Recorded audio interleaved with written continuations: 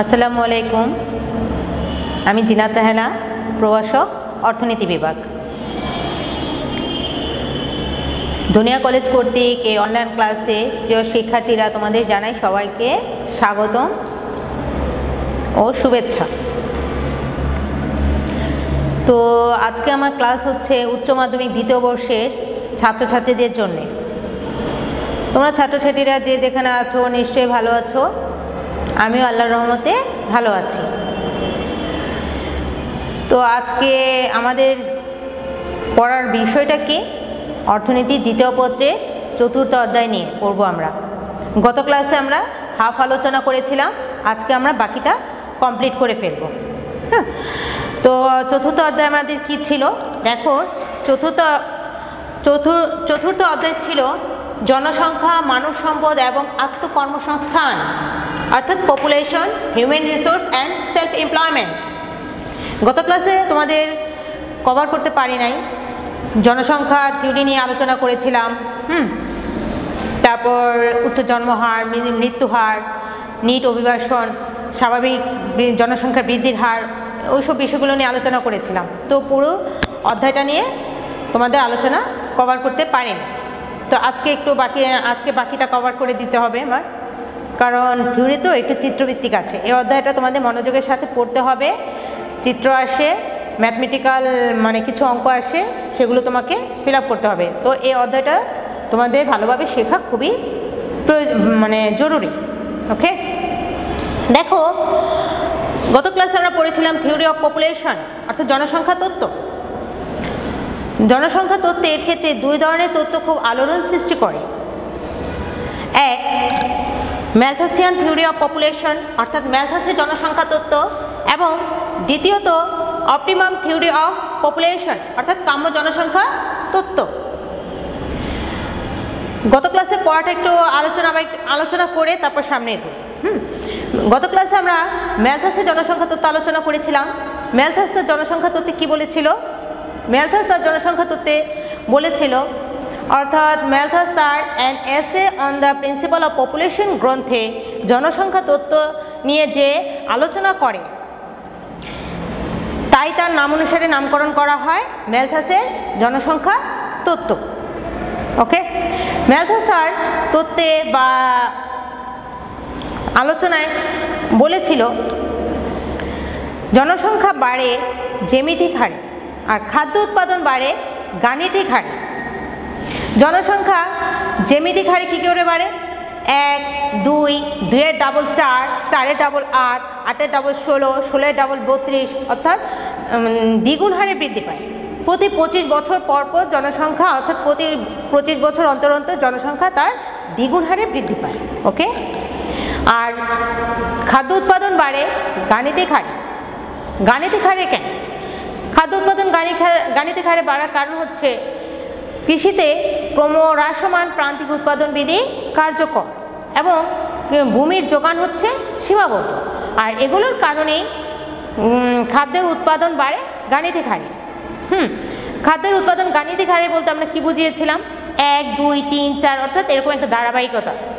হ্যাঁ, আর ম্যালথাসের জ্যামিতিক হারে জনসংখ্যা বাড়ার কারণ হচ্ছে প্রকৃতিগতভাবে মানুষের প্রজনন ক্ষমতা বেশি, আর এই প্রজনন ক্ষমতা বেশি বলেই আমাদের দেশে বা অনেক অনুন্নত দেশগুলোতে জনসংখ্যার হার বেশি। ওকে, তো ম্যালথাস তার খাদ্য উৎপাদন এবং জনসংখ্যা বৃদ্ধির ক্ষেত্রে গাণিতিক হার এবং জ্যামিতিক হারের কথা বলেছিল। আরও বলেছিল এই জনসংখ্যাকে রোধ করা যায় দুটি উপায়ে, এক প্রিভেন্টিভ চেক, আরেকটা হচ্ছে পজিটিভ চেক, অর্থাৎ প্রতিরোধমূলক ব্যবস্থা এবং প্রাকৃতিক ব্যবস্থা। তো প্রতিরোধমূলক ব্যবস্থা বলতে আমরা কী বুঝি? বিলম্বে বিবাহ করা, চিরকুমার্য, অর্থাৎ চিরকাল সে বিয়ে করবে না এরকম অবস্থা, কুমার্য অবলম্বন করা, জন্ম নিয়ন্ত্রণ পন্থা অবলম্বন করা, এগুলো হচ্ছে প্রতিরোধমূলক ব্যবস্থা, অর্থাৎ প্রিভেন্টিভ চেক। এরপর আসো পজিটিভ চেক কি? জনসংখ্যা যদি কোনো দেশে বাড়ে, প্রকৃতি তার রোধ করবে। কিভাবে? প্রকৃতিগতভাবে বন্যা দেখা দিবে, খরা দেখা দিবে, দুর্যোগ দেখা দিবে, মহামারী দেখা দিবে, এগুলোর ফলে জনসংখ্যাটা আপনা আপনি হ্রাস পাবে। ঠিক আছে, তাহলে ম্যালথাসের জনসংখ্যা তত্ত্বে ম্যালথাস বলেছিল জনসংখ্যা বাড়ে জ্যামিতিক হারে এবং খাদ্য উৎপাদন বাড়ে গাণিতিক হারে, এবং এই জ্যামিতিক হার এবং জনসংখ্যাকে রোধ করার জন্য দুটি উপায়ের কথা বলেন, এক প্রতিরোধমূলক ব্যবস্থা, আরেকটা হলো প্রাকৃতিক ব্যবস্থা। ওকে, অর্থাৎ ম্যালথাস তার তত্ত্বে আরও বলেছিল, ম্যালথাসের সার্কেলটা দেখো, একটু বলি, আগের পড়াটা কিন্তু আমরা আলোচনা করছি, দেখো মাথাটা একটু জ্বালাই দিচ্ছি, পরে আরেকটা থিওরি পড়বো, তো সেই জন্য ম্যালথাসের তত্ত্ব থেকে আমরা আরেকটা থিওরিতে আসবো, সেই জন্য ম্যালথাসের তত্ত্বটাকে আমরা একটু আলোচনা করে নিচ্ছি। ম্যালথাস তার তত্ত্বে বলেছিল জনসংখ্যা এবং খাদ্য উৎপাদনের মধ্যে কোনো দেশে প্রথমে দেখা যায় একটা ভারসাম্য থাকে, হ্যাঁ, পরে দেখা যায় জনাধিক্য, অর্থাৎ জনসংখ্যা বাড়তে থাকে। জনসংখ্যা যদি বাড়ে তাহলে খাদ্য উৎপাদনের সাথে একটা ব্যালেন্স থাকে না। প্রাকৃতিক নিরোধ, অর্থাৎ প্রকৃতি সেই জনসংখ্যাকে ভারসাম্যে ফিরিয়ে আনার জন্যে কি দেখা যায়, বিভিন্ন মহামারী, বন্যা, দুর্ভিক্ষ, এইসব দুর্যোগগুলো দেখা দেয়। আর এইসব দুর্যোগের ফলে অতিরিক্ত জনসংখ্যা হ্রাস পায়, অর্থাৎ কমে যায়, আর কমে যাওয়ার ফলেই খাদ্য এবং জনসংখ্যার মধ্যে একটা ব্যালেন্স, অর্থাৎ ভারসাম্য ফিরে আসে। ওকে, তো আজকে যেটা আমরা নতুন পড়ব, অপটিমাম থিওরি অফ পপুলেশন, অর্থাৎ কাম্য জনসংখ্যা তত্ত্ব। তো কাম্য জনসংখ্যা তত্ত্ব কি? বিংশ শতাব্দীর শুরুর দিকে কার্ল স্যান্ডার্স, এডউইন ক্যানন, তারপর রবিন্স, ডাল্টন, কে.ই. বোল্ডিং, তারা ম্যালথাসের জনসংখ্যা তত্ত্বের সমালোচনা করে বলেন, অর্থাৎ ম্যালথাসের জনসংখ্যা তত্ত্বের বিকল্প তত্ত্ব তারা আবার প্রচার করে। অর্থাৎ তাদের বিকল্প তত্ত্বটা কি? তাদের অর্থাৎ এই যে ডাল্টন, রবিন্স, এইসব আধুনিক অর্থনীতিবিদদের কাম্য জনসংখ্যা তত্ত্বের ক্ষেত্রে যে বক্তব্যটা হচ্ছে, মাথাপিছু আয় যে পর্যায়ে সর্বোচ্চ, অর্থাৎ যে পর্যায়ে মাথাপিছু আয় সর্বোচ্চ হয় সে পর্যায়ে জনসংখ্যার আয়তন কাম্য বা বাঞ্ছনীয়। ঠিক আছে, তারপর কাম্য জনসংখ্যা তত্ত্ব সম্পর্কে বিভিন্ন অর্থনীতিতে বিভিন্ন সংজ্ঞা প্রদান করেছেন। এখন দেখো বোর্ডে আমি লিখেছি, কে.ই. বোল্ডিং এর মতে যে জনসংখ্যা দ্বারা জীবনযাত্রার মান সর্বোচ্চ পর্যায়ে থাকে তাকে কাম্য জনসংখ্যা বলে। এরপর আসো কার্ল স্যান্ডার্স এর মতে যে জনসংখ্যা দ্বারা অর্থনৈতিক কল্যাণ সর্বোচ্চ পর্যায়ে থাকে তাকে কাম্য জনসংখ্যা বলে। এরপর ডাল্টনের মতে যে জনসংখ্যা দ্বারা মাথাপিছু আয় সর্বোচ্চ পর্যায়ে থাকে তাকে কাম্য জনসংখ্যা বলে। এরপর রবিনসন এর মতে যে জনসংখ্যা দ্বারা সর্বোচ্চ উৎপাদন সম্ভব হয় তাকে কাম্য জনসংখ্যা বলে। দেখো এই অর্থনীতিবিদদের সংজ্ঞাগুলো আলোচনা করলে দেখা যায় কার্ল স্যান্ডার্স কল্যাণের দিক থেকে কাম্য জনসংখ্যা তত্ত্বকে আলোচনা করেছে, কল্যাণ ভিত্তিক। ডাল্টনের সংজ্ঞাটা কেমন? মাথাপিছু আয়, অর্থাৎ মাথাপিছু আয় কিভাবে সর্বোচ্চ হবে, আয়ের ভিত্তিতে ডাল্টন কাম্য জনসংখ্যা তত্ত্বকে আলোচনা করেছেন। উৎপাদনের ক্ষেত্রে কাম্য জনসংখ্যা তত্ত্বকে আলোচনা করেছে কে? রবিনসন। ঠিক আছে, তাহলে বোল্ডিং, কার্ল স্যান্ডার্স, ডাল্টন, রবিন্স এদের সংজ্ঞাগুলো আলোচনা করলে কি দেখা যায়?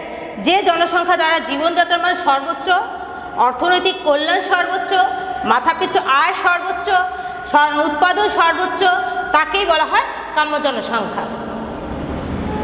প্রিয় শিক্ষার্থীরা, তোমাদের উদ্দেশ্যে বোর্ডে আমি যে লিখেছি, আমার লেখাগুলো হয়তো ভালো হচ্ছে না, কিন্তু ভালো না বা মার্কারের কালিটা ভালো না, আর আমি সংক্ষিপ্তভাবে ডট ডট দিয়ে লিখেছি।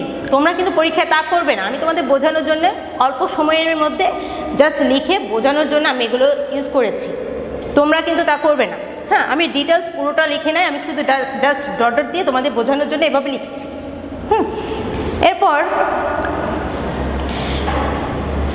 কাম্য জনসংখ্যা তত্ত্বে বলা হয়েছে যে কোনো দেশে অর্থনৈতিক উন্নয়নের জন্য প্রাকৃতিক সম্পদ প্রয়োজন, আর এই প্রাকৃতিক সম্পদকে দক্ষভাবে ব্যবহার করার জন্য কি প্রয়োজন?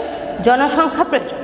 হ্যাঁ, উপযুক্ত পর্যায়ে যদি, অর্থাৎ জনসংখ্যা যদি যে পর্যায়ে কাম্য, অর্থাৎ যে পর্যায়ে জনসংখ্যা অর্থনৈতিক প্রাকৃতিক সম্পদের সদ্ব্যবহার করে অর্থনৈতিক উন্নয়ন ঘটাতে পারবে সে পর্যায়ে জনসংখ্যা হচ্ছে কাম্য জনসংখ্যা। তাহলে কাম্য জনসংখ্যা তত্ত্বে আরও বলা হয়েছে প্রকৃত জনসংখ্যা যদি কাম্য জনসংখ্যার তুলনায় বেশি হয়, অর্থাৎ কথাটা আবার এভাবেও বলা যায় কোনো দেশে প্রকৃত জনসংখ্যা যদি কাম্য জনসংখ্যার তুলনায় অধিক হয় তাহলে সেই দেশটি হলো নিম্ন জনসংখ্যার দেশ। তাহলে নিম্ন জনসংখ্যার দেশে কি থাকবে? মাথাপিছু আয় কম থাকবে। মাথাপিছু আয় যদি কম হয় তাহলে তাহলে বোঝাই যাচ্ছে সম্পদের প্রকৃত বা সম্পদের দক্ষ ব্যবহার হয়নি। ওকে, এখন জনসংখ্যা যদি বাড়ে তাহলে কি হবে? জনসংখ্যা বাড়লে শ্রমের যোগান বাড়বে, শ্রম বিভাগের প্রবর্তন ঘটবে, উন্নত কলাকৌশলের মাধ্যমে কী করে উন্নত করা যায়, উৎপাদন করা যায় সেই কৌশলগুলো চলে আসবে এবং প্রাকৃতিক সম্পদের কী করে সদ্ব্যবহার করা যায় সেগুলো প্রাকৃতিক সম্পদের সদ্ব্যবহার করা যায় সেগুলো চলে আসবে। আর জনসংখ্যা যদি বাড়ে এইসব কারণগুলোর ফলে কি হবে? প্রকৃত মাথাপিছু আয় বৃদ্ধি পাবে। আবার দেখা যায় জনসংখ্যা যদি প্রকৃত মাথাপিছু আয়কে ছাড়িয়ে যায়, অর্থাৎ প্রকৃত জনসংখ্যা যদি কাম্য জনসংখ্যাকে ছাড়িয়ে যায়, ওভার হয়ে যায়, তাহলে কি ঘটবে? তাহলে সেই দেশটিতে আগে বলছিলাম নিম্ন জনসংখ্যার দেশ, তাহলে এখন বলছি আমি অধিক জনসংখ্যার দেশ, সেই দেশটি হবে অধিক জনসংখ্যার দেশ। তাহলে একটা দেশের জন্য অধিক বা কম কোনো জনসংখ্যাই বাঞ্ছনীয় নয়। তাহলে শিক্ষার্থীরা আমি কি বলেছি? কোনো দেশের জন্য অধিক বা কম জনসংখ্যা কোনোটাই বাঞ্ছনীয় নয়, অর্থাৎ মাথাপিছু আয় যে পর্যায়ে সর্বোচ্চ সেই আয়তনের জনসংখ্যাই হচ্ছে একটা দেশের জন্য কাম্য বা বাঞ্ছনীয়। কাম্য জনসংখ্যা তত্ত্বে তাই বলা হয়েছে। ওকে, এখন বীজগণিতিকভাবে আমরা কাম্য জনসংখ্যা তত্ত্বকে একটু আলোচনা করি। বীজগণিতিকভাবে দেখো কাম্য জনসংখ্যা তত্ত্বকে এইভাবে আলোচনা করা যায়, m = a - 0। এখানে m হচ্ছে অসামঞ্জস্যের পরিমাণ,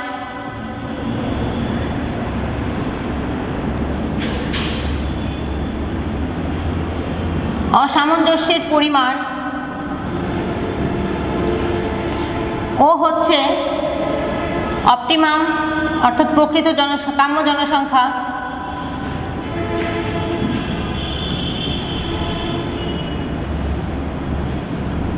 এ হচ্ছে প্রকৃত জনসংখ্যা।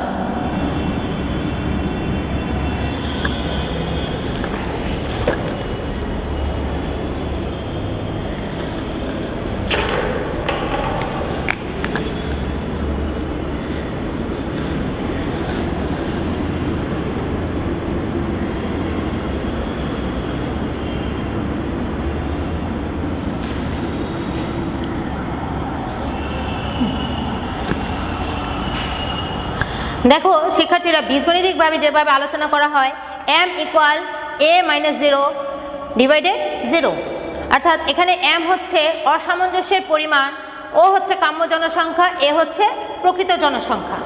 হ্যাঁ, এখন m এর মান যদি 0 হয়, অর্থাৎ m এর মান যদি 0 হয়, তাহলে বোঝা যাবে প্রকৃত জনসংখ্যা এবং কাম্য জনসংখ্যার মধ্যে কোনো অসামঞ্জস্যতা নেই। এখন দ্বিতীয়ত m যদি 0 হয়, অর্থাৎ m এর মান যদি 0 থেকে বেশি হয়, অর্থাৎ ধনাত্মক হয়, তাহলে দেশটি হবে জনবহুল। আবার 3 বলা যায় m < 0 হলে দেশটি হবে জনবিরলতার দেশ, অর্থাৎ দেশটিতে তেমন জনসংখ্যা নেই, কম জনসংখ্যা, নিম্ন জনসংখ্যা। তাহলে বীজগণিতিকভাবে আমরা যে আলোচনা করলাম কাম্য জনসংখ্যা তত্ত্ব, সেটা কি বোঝা গেল? হ্যাঁ, তাহলে আবার বলছি m হচ্ছে অসামঞ্জস্যের পরিমাণ, 0 হচ্ছে কাম্য জনসংখ্যা, এ হচ্ছে প্রকৃত জনসংখ্যা। হ্যাঁ, m এর মান যদি 0 হয় তাহলে প্রকৃত জনসংখ্যা এবং কাম্য জনসংখ্যার মধ্যে কোনো অসামঞ্জস্যতা নেই। আর m এর মান যদি 0 থেকে বেশি হয় তাহলে প্রকৃত জনসংখ্যা এবং কাম্য জনসংখ্যার মধ্যে অসামঞ্জস্যতা রয়েছে। অর্থাৎ কোনো দেশে যদি m এর মান বেশি হয় তাহলে সেই দেশটি হবে জনবহুল, অধিক জনসংখ্যার দেশ। আবার কোনো দেশে যদি m এর মান যদি 0 থেকে কম হয় তাহলে সেই দেশটি হবে নিম্ন জনসংখ্যার দেশ, অর্থাৎ জনবিরলতার দেশ, অর্থাৎ সেই দেশটি জনবিরলতা বিদ্যমান। প্রিয় শিক্ষার্থীরা, কে এই বোল্ডিংয়ের একাম্য জনসংখ্যা তত্ত্বটি আলফ্রেড সার্ভে তার জেনারেল থিওরি অফ পপুলেশন গ্রন্থে চিত্রের সাহায্যে দেখিয়েছেন। চিত্রের সাহায্যে কীভাবে দেখিয়েছেন সেটা একটু আমরা বোর্ডে খেয়াল করো, কীভাবে চিত্র আমাদের আঁকতে হবে।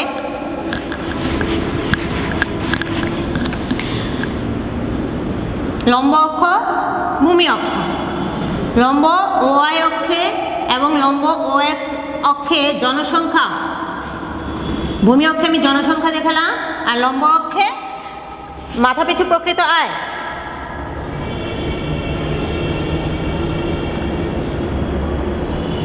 প্রকৃত মাথাপিছু প্রকৃত আয়।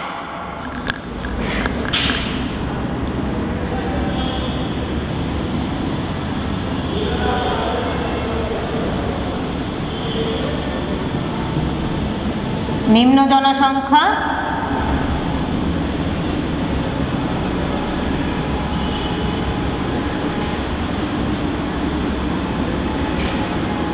অধিক জনসংখ্যা।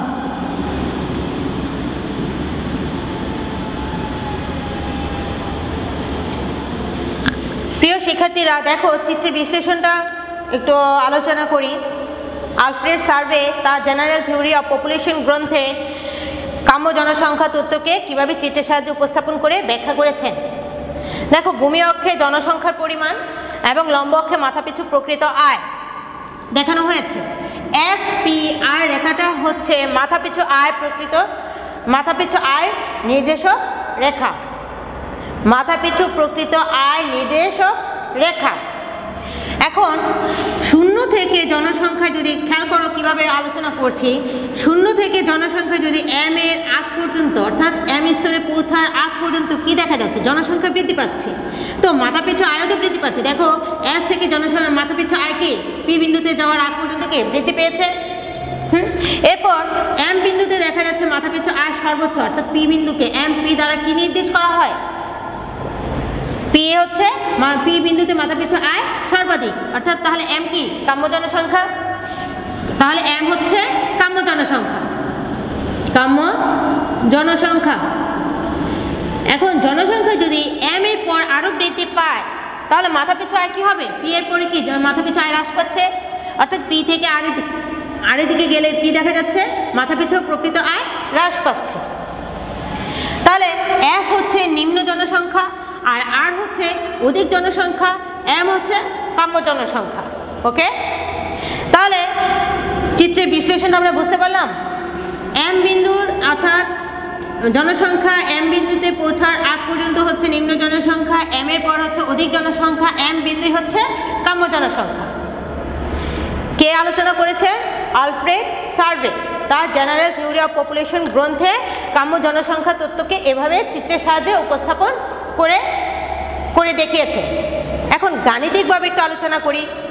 এটা তো গেল জ্যামিতিকভাবে, গাণিতিকভাবে আলোচনা করি। এখন শিক্ষার্থীরা তোমরা বলতে পারো, ম্যাডাম বীজগণিতিকভাবে আলোচনা করলে হয় বা ম্যাথমেটিক্যালভাবে আলোচনা করলে হয়। অনেক সময় উদ্দীপকে তোমাদের কিভাবে আসবে, হয়তো জ্যামিতিক হারে আসতে পারে বা গাণিতিক হারে আসতে পারে। সেক্ষেত্রে তো তোমাকে জানতে হবে, আনসার করতে হবে। তাহলে দুটা জানাই তোমার প্রয়োজন। ওকে, এখন গাণিতিকভাবে বলা যায় জীবনযাত্রার মানের উপর মাথাপিছু আয় নির্ভর করে। খেয়াল করো কথাটা কি বলেছি, জীবনযাত্রার মানের উপর মাথাপিছু আয় নির্ভর করে। আবার মাথাপিছু আয় আবার কার উপর নির্ভর করছে, জনসংখ্যার উপর নির্ভর করছে, ডিপেন্ড করছে। তাহলে জীবনযাত্রার মানকে আমি S চলক দ্বারা চিহ্নিত করব, জনসংখ্যাকে আমরা P দ্বারা চিহ্নিত করব। তাহলে দেখো খেয়াল করো, S হচ্ছে জীবনযাত্রার মান, F হচ্ছে ফাংশন বা অপেক্ষক, P হচ্ছে জনসংখ্যা। তাহলে জীবনযাত্রার মান কার উপর নির্ভর করে, জনসংখ্যার উপর নির্ভর করে। ডিফারেন্সিয়েটের মাধ্যমে অর্থাৎ অন্তর্কলনের মাধ্যমে যদি আমি এটা আলোচনা করি তাহলে কিভাবে করব, DS DP greater than 0, অর্থাৎ জনসংখ্যার পরিবর্তন দ্বারা জীবনযাত্রার মানের পরিবর্তন যদি ধনাত্মক হয় তবে জনসংখ্যা কাম্য স্তরে কম হবে। এটা হলো 1 নম্বর। 2 বলা যায় জনসংখ্যার পরিবর্তন দ্বারা জীবনযাত্রার মানের পরিবর্তন যদি কম হয় তাহলে জনসংখ্যা হবে কাম্য স্তরের অধিক। তৃতীয়ত বলা যায় জনসংখ্যার পরিবর্তন দ্বারা জীবনযাত্রার মানের পরিবর্তন যদি 0 হয় অর্থাৎ 0 হয় তাহলে সেই স্তরের জনসংখ্যা হবে কাম্য। বুঝাতে পারলাম? তাহলে গাণিতিকভাবে আমরা অন্তঃকলনের মাধ্যমে দেখানো কি অধিক জনসংখ্যা কম জনসংখ্যা, অধিক জনসংখ্যা কম জনসংখ্যা এবং শূন্য জনসংখ্যায় দেখানো যায়। আলোচনা এইটুকু আমরা গাণিতিকভাবে আলোচনা শেষ করলাম। এখন আসো কাম্য জনসংখ্যা তত্ত্বের সমালোচনাগুলো পড়ি। কাম্য জনসংখ্যা তত্ত্বের সমালোচনা কি? ম্যালথাসের জনসংখ্যা তত্ত্বটি যেমন সমালোচনার সম্মুখীন হয়েছিল, তো কাম্য জনসংখ্যা তত্ত্বটিও সমালোচনার বাইরে নয়। হ্যাঁ, তো ম্যালথাসের জনসংখ্যা তত্ত্বে পরের অর্থনীতিবিদ এসে যে সমালোচনাগুলো করেন সেগুলো একটু আলোচনা করি। দেখো, প্রথমে হচ্ছে কাম্য জনসংখ্যা নির্ণয় অসুবিধাজনক। পরবর্তী অর্থনীতিবিদ এসে কে.ই. বোল্ডিংয়ের এবং আধুনিক অর্থনীতিবিদ ডাল্টন, রবিন্স ওরা যে সংজ্ঞাগুলো দিয়েছিল সেগুলোর সমালোচনা করে বলেন কাম্য জনসংখ্যা নির্ণয় অসুবিধাজনক। কারণ কাম্য জনসংখ্যা নির্ণয় অসুবিধাজনক কারণ হচ্ছে কোনো একটা দেশে প্রাকৃতিক সম্পদ, কারিগরি জ্ঞান, তারপর উৎপাদন এগুলো স্থির না, এগুলো পরিবর্তন হয়। তো এগুলোর সাথে সাথে এগুলো যদি পরিবর্তন হয় জনসংখ্যারও তো পরিবর্তন হয়। কাম্য জনসংখ্যা তত্ত্বে এরকম কিছু আলোকপাত করা হয়নি বা আলোচনা করা হয়নি। দ্বিতীয়ত সমালোচনা হচ্ছে মৌলিক তত্ত্বের অভাব রয়েছে। কাম্য জনসংখ্যা তত্ত্বে মৌলিক তত্ত্বের অভাব রয়েছে, অর্থাৎ জনসংখ্যা, জন্মহার, মৃত্যুহার, জনসংখ্যা মানে কিভাবে হ্রাস পেল, কিভাবে বৃদ্ধি পাচ্ছে, কারণই বা কী, ফলাফলই বা কী, মৃত্যুহার কেমন, হ্যাঁ, এইসব বিষয়গুলো আলোচনা করা হয়নি। এই জন্য বলা হয়েছে মৌলিক তত্ত্বের অভাব রয়েছে। কাম্য জনসংখ্যা তত্ত্বে মৌলিক তত্ত্বের অভাব রয়েছে।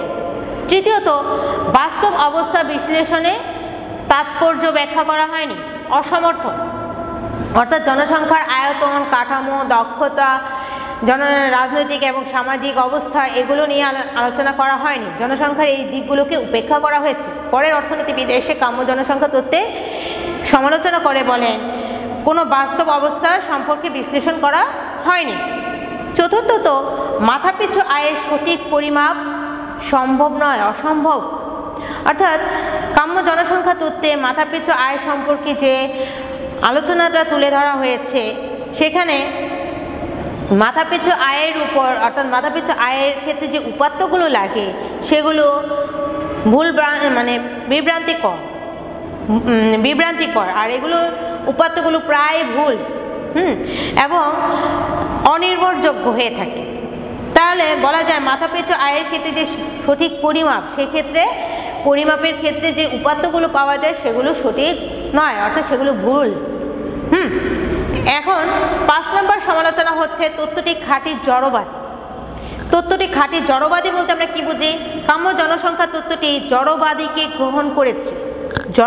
গ্রহণ করেছে। তার মিনিংসটা কি দেখো, যা শুধু সমাজে মাথাপিছু আয়ের অগ্রগতি পরিমাপ করবে। সম্পদের মধ্যে এটি বিস্তৃত নয়, বরং এটি কেবল পরম এককের মধ্যে নিহিত রয়েছে। বুঝতে পারলাম? এখন কাম্য জনসংখ্যা তত্ত্বের ক্ষেত্রে আমরা কি পড়লাম? বিভিন্ন অর্থনীতিবিদদের সংজ্ঞাগুলো পড়লাম। তারপর বীজগণিতিকভাবে যে দেওয়া হয়েছিল, অর্থাৎ এম হচ্ছে অসামঞ্জস্য পরিমাণ, ও হচ্ছে প্রকৃত কাম্য জনসংখ্যা, এ হচ্ছে প্রকৃত জনসংখ্যা। এই ক্ষেত্রে কাম্য জনসংখ্যা কেমন হবে, অধিক হবে না কম হবে না শূন্য হবে, সেভাবে আমি দেখালাম। এরপর চিত্রভিত্তিকভাবে আমি আলোচনা করলাম নিম্ন জনসংখ্যা, অধিক জনসংখ্যা এবং কাম্য জনসংখ্যার আলোচনা করলাম। এই চিত্রের আবার গাণিতিক অর্থাৎ অন্তঃকলনের ডিফারেন্সিয়েটের মাধ্যমে আমি আলোচনা করে দেখালাম অধিক, অর্থাৎ জনসংখ্যার পরিবর্তন দ্বারা জীবনযাত্রা মানে পরিবর্তন যদি ধনাত্মক হয় তাহলে সেই স্তরের জনসংখ্যা কম। জনসংখ্যা পরিবর্তন দ্বারা জীবনযাত্রা মানে পরিবর্তন যদি ঋণাত্মক হয় তাহলে সেই ক্ষেত্রে জনসংখ্যা কাম্য স্তরের অধিক হবে। জনসংখ্যার পরিবর্তন দ্বারা জীবনযাত্রা মানে পরিবর্তন যদি শূন্য হয় সেক্ষেত্রে জনসংখ্যা হবে কাম্য। অর্থাৎ যে পর্যায়ে মাথাপিছু আয় সর্বোচ্চ সেই পর্যায়ে জনসংখ্যার আয়তন হচ্ছে কাম্য বা বাঞ্ছনীয়। ওকে, এখন সমালোচনাগুলো আমরা পড়লাম। তাহলে কাম্য জনসংখ্যা তথ্য সম্পর্কে আমাদের মানে তথ্য সম্পর্কে যে আমরা কাম্য জনসংখ্যা তথ্যের সম্পর্কে যে আমরা বিশ্লেষণ করলাম বা আলোচনা করলাম, সেগুলো সেই দিকগুলো তোমাদের কাছে ক্লিয়ার হলো কি না আমি জানি না, তবে আমি যতটা সম্ভব তোমাদের বোঝানোর চেষ্টা করেছি। আর তোমরা যদি বইটা দেখো, সাথে সাথে বই রাখো, তাহলে কিন্তু সবটাই ক্লিয়ার হয়ে যাবে। আর বই যদি না থাকে তাহলে সবটাই কিন্তু তোমার কাছে এখন মনে হবে পারি। বইটা বন্ধ করে চলে যাবা, পরে পড়তে বসবা, দেখবা কিছু মিলাতে পারছো না। ম্যাডাম কি বলেছিল, কি পড়লাম, কি শুনলাম, তখন তো বুঝলাম, ভালোই বুঝলাম। এখন তো বই দেখে মাথা গরম হয়ে যাচ্ছে, চিত্র কি অপেক্ষকের মাধ্যমে কিভাবে কি দেখালো, এখন মাথায় ঢুকতেছে না। এরকম যেন না হয়। প্রিয় শিক্ষার্থীরা, যখন যেটা পড়াবো বইটা সাথে নিয়ে বসবে। আর আজকে রাতেই তুমি এগুলো কভার করে ফেলবে। যতটুকু পড়া হয় ততটুকু একটু রিডিংটাই পড়ো, তোমার মুখস্থ করার দরকার নেই। আর ইকোনমিক্স মুখস্থ করার না, ইকোনমিক্স হলো বুঝে পড়া। তুমি যদি বুঝে সঠিক তথ্যটা, সঠিক উপাত্তটা লিখতে পারো, তাহলে তোমার নাম্বার ভালো আসে। এখন প্রিয় শিক্ষার্থীরা, আমরা কি পড়ব? আমরা পড়ব হিউম্যান রিসোর্স, অর্থাৎ মানব সম্পদ। মানব সম্পদ কি? কোনো দেশের উৎপাদনশীল এবং দক্ষ জনগোষ্ঠী বা জনশক্তি হচ্ছে মানব সম্পদ। হ্যাঁ, আর হিউম্যান রিসোর্স ডেভেলপমেন্ট, মানব সম্পদ উন্নয়ন বলতে আমরা কী বুঝি? যে কোনো দেশে অর্থনৈতিক উন্নয়নের জন্য মানব সম্পদ উন্নয়ন ঘটাতে হবে। আর যদি মানব সম্পদের উন্নয়ন না ঘটে, তাহলে প্রাকৃতিক সম্পদের দক্ষ ব্যবহারও হবে না, অর্থনৈতিক উন্নয়নও ত্বরান্বিত হবে না। তাহলে মানব সম্পদকে উন্নয়ন করতে গেলে কি লাগবে? মানব গোষ্ঠীকে কী করতে হবে? উপযুক্ত শিক্ষা দিতে হবে, চিকিৎসা দিতে হবে, স্বাস্থ্যসেবা দিতে হবে, প্রশিক্ষণ দিতে হবে। হ্যাঁ, প্রযুক্তির মাধ্যমে কি করে এদের শিক্ষা এবং দক্ষতা বৃদ্ধি করা যায় সেগুলো ঘটাতে হবে। তাহলে মানবজাতির উন্নত করবে। আর উপযুক্ত শিক্ষা, চিকিৎসা সেবা, স্বাস্থ্যসেবা, প্রশিক্ষণ, এগুলো যদি মানব গোষ্ঠীকে দিয়ে গড়ে তোলা যায়, বা এগুলো দিয়ে মানব গোষ্ঠীকে গড়ে তোলা যায়, তাহলে কি হবে? মানব সম্পদের উন্নয়ন ঘটবে। হ্যাঁ, এখন মানব সম্পদ উন্নয়নের ক্ষেত্রে সূচক হলো তিনটা। সূচক তিনটে বলতে আমরা কি বুঝি? মানব সম্পদ উন্নয়নের জন্য আয়ুষ্কাল, তারপর শিক্ষার হার, আর আরেকটা বলা যায় জীবনযাত্রার মান। আয়ুষ্কাল বলতে কি বুঝি?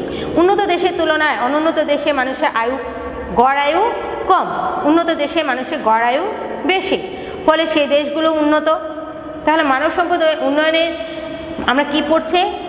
Index of human resource development, অর্থাৎ মানব সম্পদ উন্নয়নের সূচক পড়ছি। তাহলে মানব সম্পদ উন্নয়নের সূচকের ক্ষেত্রে প্রথম সূচকই হচ্ছে আয়ুষ্কাল, গড় আয়ু। উন্নত দেশের জনগণের গড় আয়ু বেশি, অনুন্নত দেশে বা উন্নয়নশীল দেশগুলোতে মানুষের গড় আয়ু কম। আর গড় আয়ু যদি কম হয়, তাহলে তো একটা দেশের প্রাকৃতিক সম্পদের কি করে ব্যবহার করে কি করে উন্নত করা যায়, সেগুলো সম্ভবপর নয়। এরপর আসো মানব সম্পদ উন্নয়নের দ্বিতীয় ধাপ হচ্ছে শিক্ষার হার। বয়স্ক শিক্ষার হার, মানুষের জ্ঞান পরিমাপ করা হয় বয়স্ক শিক্ষার হার এবং স্কুল শিক্ষার হার এর গড় পরিমাপ দ্বারা। হ্যাঁ, উন্নত দেশে মানব গোষ্ঠীকে শিক্ষার ব্যবস্থা ভালো, শিক্ষা দীক্ষা করে দেশের অর্থনৈতিক উন্নয়ন ঘটাতে পারে। আর অনুন্নত দেশে এবং উন্নয়নশীল দেশগুলোতে সেগুলো সম্ভবপর নয়। জীবনযাত্রার মান, মানব সম্পদ উন্নয়নের ক্ষেত্রে মানব সম্পদ উন্নয়নের সূচকের অন্যতম আরেকটা ধাপ হচ্ছে জীবনযাত্রার মান। জীবনযাত্রার মান যদি উন্নত হয়, তাহলে মানব গোষ্ঠীর উন্নয়ন ঘটবে। আর মানব গোষ্ঠীর যদি উন্নয়ন ঘটে, অর্থাৎ মানব গোষ্ঠী যদি সম্পদে পরিণত হয়, তাহলে দেশের উন্নয়ন ঘটবে। তাহলে জীবনযাত্রার মানের উপর অর্থাৎ মানব সম্পদ উন্নয়নের সূচক নির্ভর করে। জীবনযাত্রার মান এখন তিনটা আমরা বললাম, কি কি?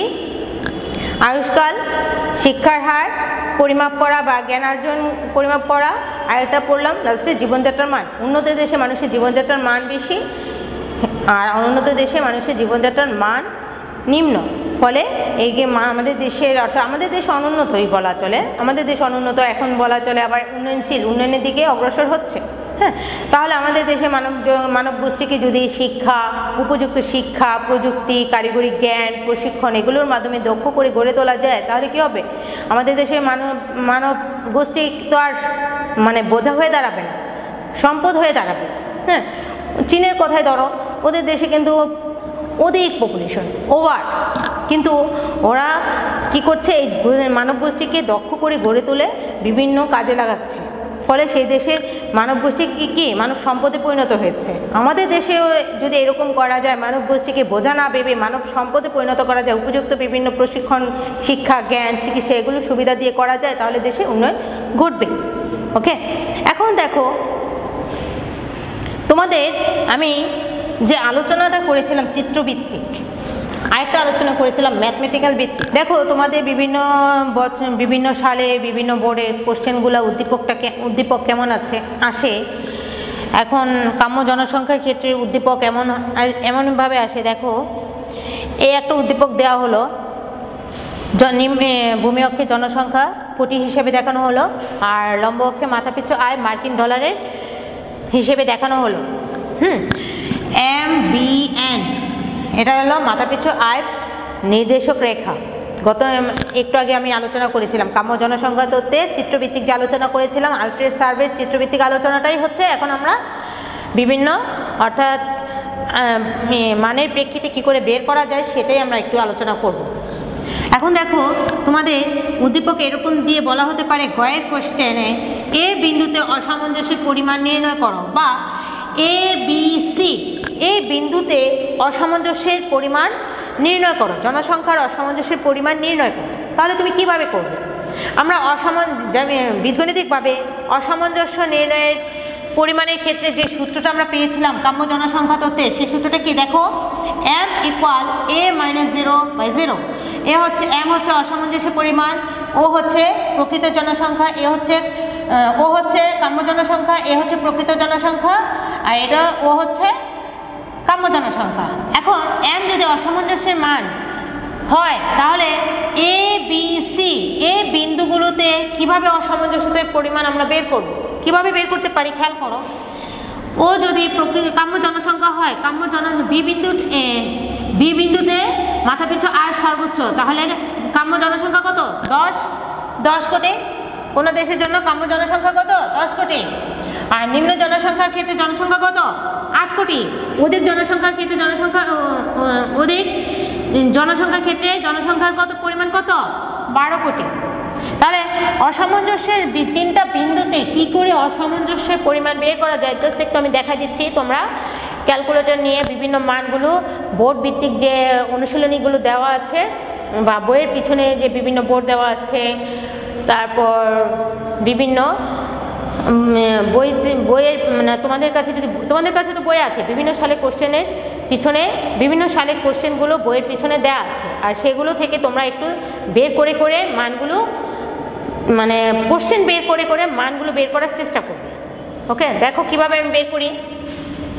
এ হচ্ছে প্রকৃত জনসংখ্যা, ও হচ্ছে কাম্য জনসংখ্যা। কাম্য জনসংখ্যার মান কত? 10।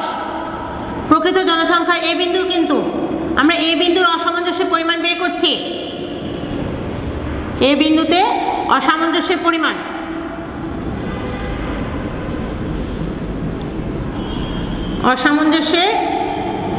পরিমাণ আমরা বের করছি। তাহলে কিভাবে বের করছি? এম বিন্দুতে আমরা M হচ্ছে অসামঞ্জস্যের পরিমাণ, ও হচ্ছে কাম্য জনসংখ্যা, এ বিন্দুতে প্রকৃত জনসংখ্যা কত? 8, ও হচ্ছে ও এর মান কত? 10। তাহলে কত থাকলো? -2। তাহলে যদি কাটাকাটি করে দেখো 1, তাহলে কত আসবে? 0.5 × 10 0। ঠিক আছে, তাহলে এভাবে তোমার MABC তিনটা বিন্দুতে অসামঞ্জস্যের পরিমাণ তোমাকে বের করতে হবে, আর একই রকম। ঠিক আছে, যদি M এর মান ধনাত্মক হয় তাহলে দেশটি জনবহুল, M এর মান যদি ঋণাত্মক হয় তাহলে দেশটিতে নিম্ন জনসংখ্যা বা জনবিরলতা বিদ্যমান।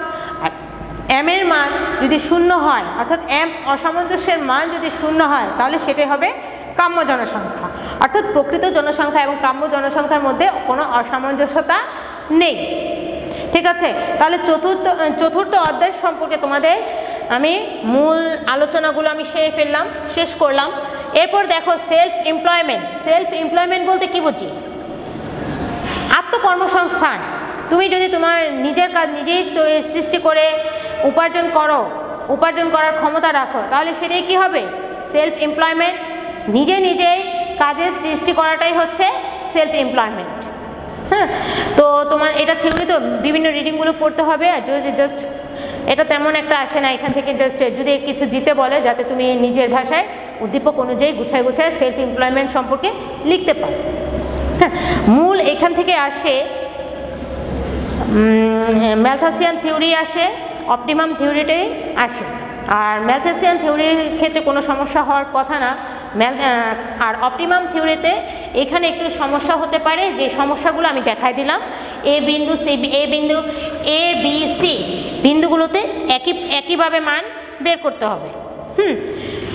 তো প্রিয় শিক্ষার্থীরা, তোমাদের শুরু থেকে এ পর্যন্ত যতটুকু আলোচনা করলাম মনোযোগের সাথে বসেছিলে কিনা বা দেখেছো কিনা জানি না, তবে চেষ্টা করবে একবার না বুঝতে পারলেও ক্লাসটা আবার দেখে যেখান থেকে বোঝো নাই সেখানে আবার একটু আলোচনা পড়বা।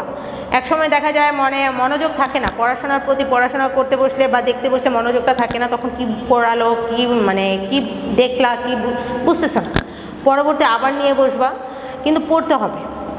কলেজ অফ বা পড়াশোনার তেমন একটা চাপ আসতেছে না, যখন চাপ আসবে তখন পড়বো, এছাড়া দরকার নেই। এই কথাগুলো যেন মাথায় না আসে। হ্যাঁ, তাহলে ফোকাস অফ পাওয়ার, তোমার ফোকাসটা থাকতে হবে লেখাপড়ার দিকে। আর যদি লেখাপড়ার দিকে থাকে তাহলে কিন্তু তুমি উন্নত করতে পারবে। তাহলে কি বলা যায়? The power of focus. তোমার ফোকাসটা কোন দিকে থাকবে? লেখাপড়ার প্রতি, ভালো চিন্তাগুলোর প্রতি তোমার ফোকাসটা যেন থাকে। তোমার কার্যক্রম তুমি যে কর্ম করতেছো সেই কর্মগুলো যেন পজিটিভিটির দিকে থাকে, নেগেটিভিটির দিকে যেন না থাকে।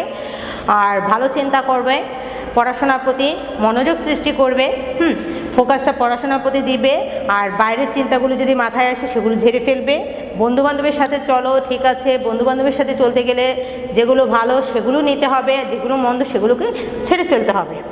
হ্যাঁ, আর ফোকাসটা যদি পড়াশোনার প্রতি না থাকে তাহলে কিন্তু তুমি উন্নত করতে অর্থাৎ উপরের দিকে উঠতে পারবে না। তখন তুমি কিন্তু এই যে আমরা একটু আগে পড়লাম মানব সম্পদ, তখন তুমি মানব সম্পদ হবে না। তখন মানবটা কী হবে? দেশের জন্য বা তোমার মা বাবার জন্য, পরিবারের জন্য বোঝা হয়ে যাবে। এই বোঝা যেন না হতে হয়, ভালো করে পড়তে হবে, বোঝা হলো না। প্লিজ তোমাদের কাছে আমার শিক্ষার্থীরা রিকোয়েস্ট, প্রিয় শিক্ষার্থীরা, তোমাদের কাছে আমার অনুরোধ রইল, তোমরা দেশে মা বাবার পরিবারে কারো বোঝা না, ভালো কিছু করো। হ্যাঁ, ফোকাসটা বা তোমার লক্ষ্যটা যেন পড়াশোনার প্রতি, ভালো কর্মের প্রতি, ভালো চিন্তার প্রতি থাকে। তো তোমাদের ভালো এবং সুস্বাস্থ্য, দীর্ঘায়ু তোমরা ভালো থাকো, তোমাদের দীর্ঘায়ু কামনা করে আমি আমার লেকচার বা আমি আমার পড়া আজকে শেষ করছি। সুস্থ থাকো। আল্লাহ হাফেজ।